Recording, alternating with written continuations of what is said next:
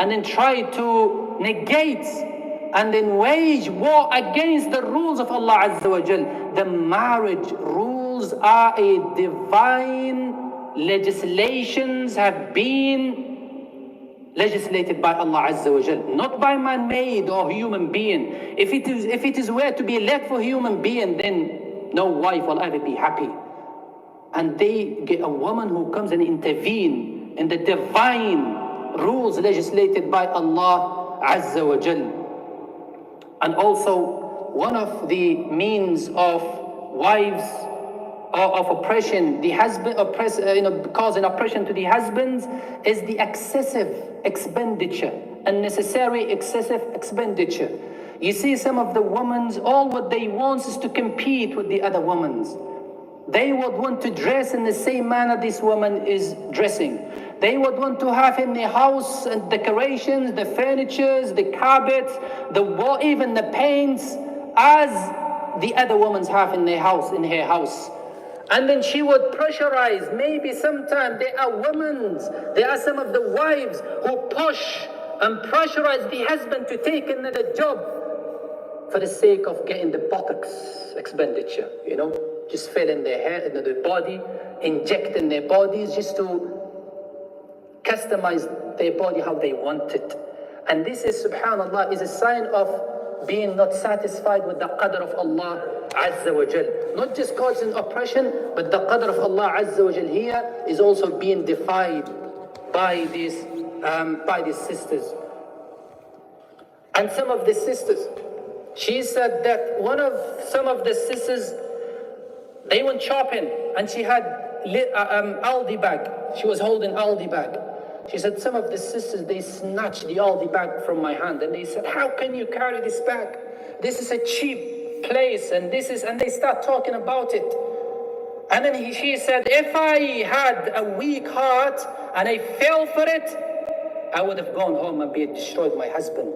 She said, since then I stopped walking with these sisters. And I will conclude with the final one, and my apology for prolonging the khutbah because I was late.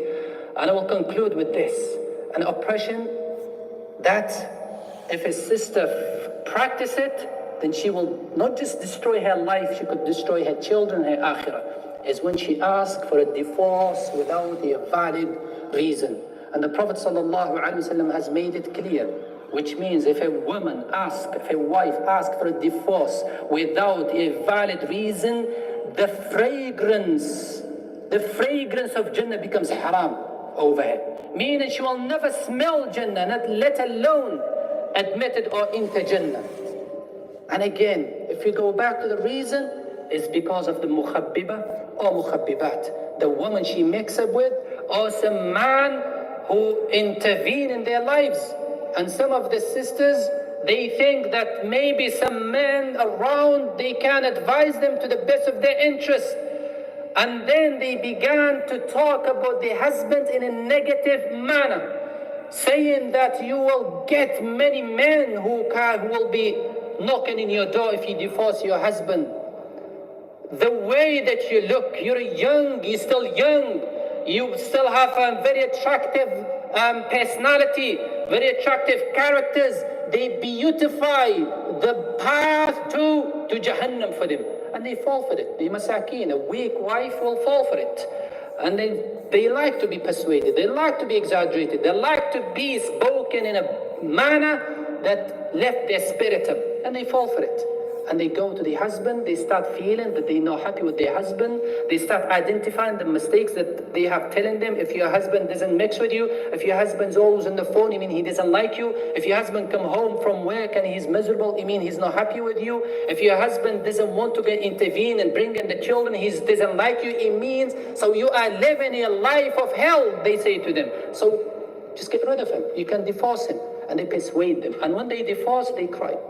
They regret listening to these mukhabbib or mukhabbiba. And the worst thing is when they have children between them.